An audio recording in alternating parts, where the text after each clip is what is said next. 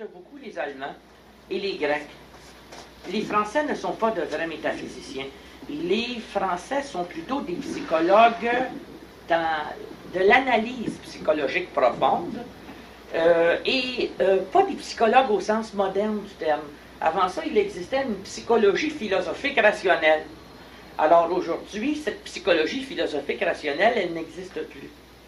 Elle s'est évaporée devant la puissance des grandes psychologies modernes, la psychologie, la psychanalyse, la Gestalt psychologie, la psychologie de la forme, donc Gestalt en allemand veut dire forme, structure, le behaviorisme, psychologie du comportement, et le pragmatisme, la psychologie de l'efficacité, ce qui a donné naissance à la motivologie. Alors, évidemment, toutes ces psychologies-là ont remplacé la psychologie philosophique rationnelle, qui était une science philosophique autrefois. Et alors, la philosophie a été, vous le voyez, son domaine a été déplacé. Cette psychologie-là n'existe plus. La théologie, peu à peu, est tombée en désuétude. Il y avait une théologie rationnelle qui s'appelait théodicée. C'était les preuves en raison de la démonstration de Dieu. Mais peu à peu, la notion d'absolu en philosophie a remplacé la notion de Dieu. Et la logique est devenue une sorte d'algèbre de la pensée. La logique, peu à peu, comme les autres disciplines, se sont détachées de la philosophie. Alors, quand quelqu'un aujourd'hui pense à philosophie, il ne reste guère plus que le domaine de la métaphysique. L'épistémologie qui était une discipline philosophique, qu'on appelait la critériologie et qu'on appelait aussi la gnoséologie, a été rapatriée par les sciences. L'épistémologie est devenue une métascience réfléchissant sur la validité des sciences. Et elle n'appartient plus au domaine de la philosophie. Alors, si on regarde de toutes ces disciplines, épistémologie, logique, psychologie, théodicée, morale, métaphysique, qui étaient liées à la philosophie autrefois, qui étaient des disciplines philosophiques, il ne reste presque plus que la métaphysique, mais elle aussi, elle a été presque en partie avalée par l'ésotérisme et les sciences occultes. Allez dans les grands symposiums en ésotérisme et on va vous parler de métaphysique, puis c'est pas du tout ce que je fais avec vous. Et il reste le domaine de la morale, qui reste un domaine flou. Les étudiants qui se font donner un enseignement moral dans les collèges le savent. C'est une façon de réfléchir sur des thèmes spirituels flous. Alors, la philosophie n'existe plus. Et il faut la refonder. Et la refonder exige une radicalité nouvelle, des concepts nouveaux, une attitude nouvelle. Alors, on s'aperçoit que dans la mesure où la phénoménologie, en tant que méthode, et l'immatérialisme en tant qu'investigation critique de la connaissance, m'ont fourni jusqu'à maintenant des éléments de réflexion extrêmement puissants pour pouvoir ressusciter la métaphysique. On s'aperçoit que la conscience telle qu'elle nous est apparue à travers, je dirais, l'usage de ces méthodes, la conscience nous est apparue comme le lieu de toutes les constitutions de ce qui existe. Saisissant. C'est saisissant, ça, mes amis. Dites-vous qu'avec cette seule idée, vous allez contre tous les postulats du matérialisme contemporain. Que ce soit le matérialisme marxiste, qui est un matérialisme historique et dialectique, que ce soit le matérialisme américain, qui est un pragmatisme et un utilitarisme débouchant sur le libéralisme économique à outrance, ou que ce soit le matérialisme du positivisme logique, ce fameux empirisme logique qui a récupéré toute la logique occidentale et qui est tombé aux mains des mathématiciens. L'immatérialisme, la vision du monde, est quelque chose qui ne devrait pas exister, d'après ces gens-là, ne peut pas exister. C'est une contradiction dans les termes, et pourtant elle existe. Et vous êtes une poignée de gens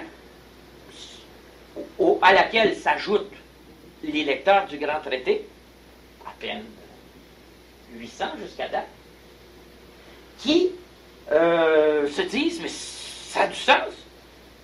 C'est comme ça qu'on devrait penser. Ah, vous voyez, c'est une tentative très, très, très minime dans sa portée et gigantesque dans ses conséquences philosophiques lointaines. Parce que c'est nouveau. C'est totalement nouveau. Alors, découvrir cette première idée, mes amis, que la conscience est le lieu de la constitution, des constitutions de tout ce qui existe, c'est renversant, c'est à tomber en bas de sa chaise. Mais le fameux Hawking de Cambridge, qui vient de publier un livre là, sur l'astrophysique, ni Hubert Reeves, ni Oppenheimer, qui vient de mourir, ni les autres penseurs du monde dans lequel nous vivons, dans le domaine des sciences, ne sont prêts pour ça. C'est quelque chose qui passe. Comme si je vous disais, regardez, regardez, il y a un train qui traverse la pièce, et si je ne le vois pas, ils bien sont dans ce même état. En astral, il y a peut-être un train ici qui traverse la pièce. Et si quelqu'un pouvait voir, il dirait, mais oui, c'est bien vrai. Il y a toute une agitation ici. Mais ils ne le voient pas. Ils ne le voient pas parce qu'ils ne peuvent pas le voir. Et ils considèrent le monde comme obéissant des modèles théoriques, expérimentaux. Et c'est la querelle des modèles. Pour expliquer que certains voient dans l'univers une telle chose et d'autres autre chose, ils ont inventé des parois.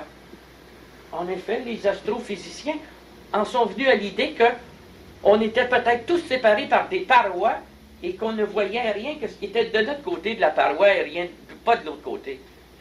C'est à la fois primitif et enfantin, et en même temps, on se demande, est-ce que nous allons tous mourir complètement isolés dans nos parois? C'est abrutissant. Alors, cette compréhension que la conscience est le foyer des constitutions, c'est la compréhension que la création du monde se fait ici et maintenant. Parce que nous l'avons vu à travers toutes les analyses du Grand Traité et les analyses que je fais avec vous verbalement depuis 8 ans, nous l'avons vu clairement, le monde est représentation, mais non pas dans sa globalité. On a commencé par disqualifier l'idée de Dieu, qu'on a remplacé, l'idée transcendante de Dieu, qu'on a remplacé par l'idée immanente d'absolu. Ensuite, on a continué en disqualifiant l'idée transcendante de l'âme et de l'inconscient, qu'on a remplacé par l'idée immanente du je suis.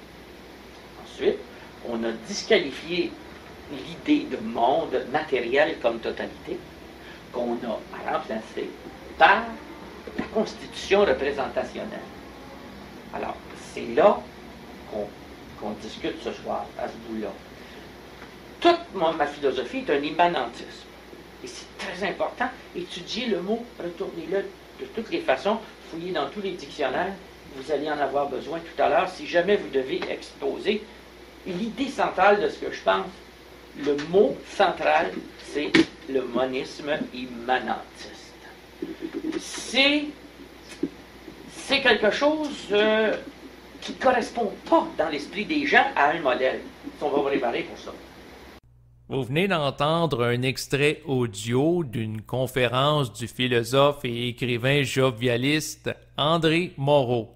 Si vous êtes intéressé à vous procurer cet enregistrement audio au complet ou d'autres enregistrements en format MP3 de ce conférencier, vous pouvez écrire à Jackie Lacourcière à l'adresse courriel andremoreau120@gmail.com que vous allez retrouver en bas de cet enregistrement.